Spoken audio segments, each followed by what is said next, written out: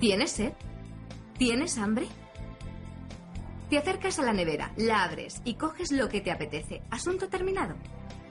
Pero puede ocurrir que la nevera esté vacía. Entonces es cuando comienzan los problemas.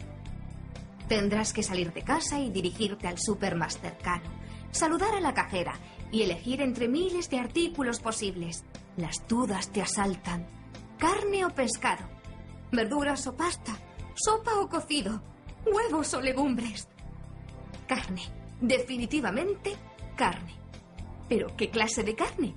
¿Solomillo, costilla, presa, pluma, hígado, tapa o cabeza? ¿Refrigerada o congelada?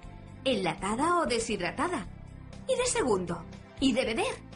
¿Y de postre? ¿Acaso algún helado? Al final te decides por unos congelados y regresas a casa para prepararte el almuerzo. ¿Has pensado alguna vez qué sería de nosotros sin aparatos que refrigerasen y congelasen los alimentos? ¿Has pensado alguna vez qué sería de nosotros sin electricidad? No tendríamos helados, ni cubitos de hielo, ni bebidas frías, ni yogures, ni sección de congelados, ni fruta, ni carne fresca, ni pescados, ni leche fría, ni mariscos. Sin embargo, nuestros antepasados carecían de frigoríficos, congeladores y supermercados, y no les fue del todo mal. Pronto aprendieron que los alimentos se descomponían por el paso del tiempo, por la acción de los microorganismos, por el exceso de temperatura, de humedad o de luz. Y cuando esto ocurría, el color, el olor, el sabor, la consistencia y la textura del alimento experimentaba cambios tan importantes que dejaba de ser comestible. Para evitar que esto sucediese, el ser humano ha buscado siempre sistemas para conservar sus alimentos.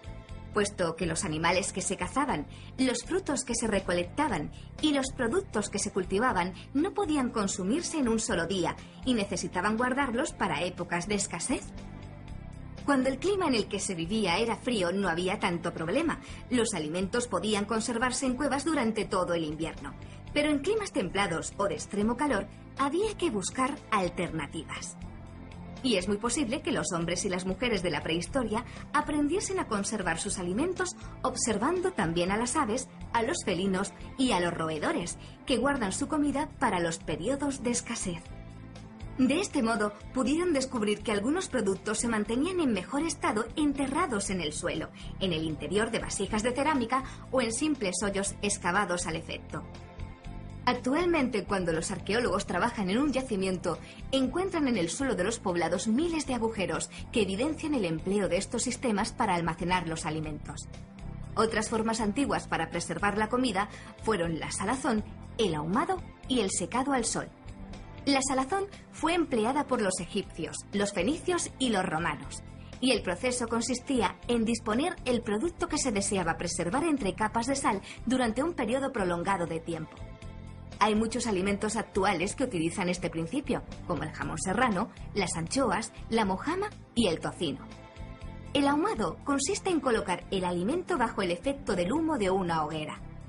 De esta forma el sabor mejora y se produce un proceso de deshidratación que favorece la conservación. Muchas carnes y pescados son ahumados para mejorar su sabor, como el salmón, el bacon y las salchichas. El secado al sol es un sistema sencillo y muy eficaz. Y muchas frutas y plantas se conservan durante mucho tiempo al secarse por acción del viento y de los rayos solares, como por ejemplo las uvas, que se transforman en pasas, y los albaricoques en orejones. También el aceite y el vinagre han sido utilizados como conservantes al sumergir los alimentos en cualquiera de estos líquidos.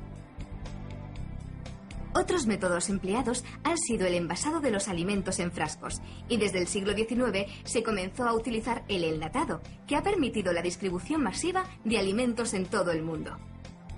Y algo más reciente ha sido la utilización del frío como conservante de forma generalizada en todo el planeta. El refrigerador produce un descenso de la temperatura en su interior, situándose entre los 2 y los 10 grados centígrados. Esta temperatura ralentiza la proliferación de bacterias y hongos que estropean los alimentos y posibilita que la comida pueda ser ingerida cuando a uno le apetezca.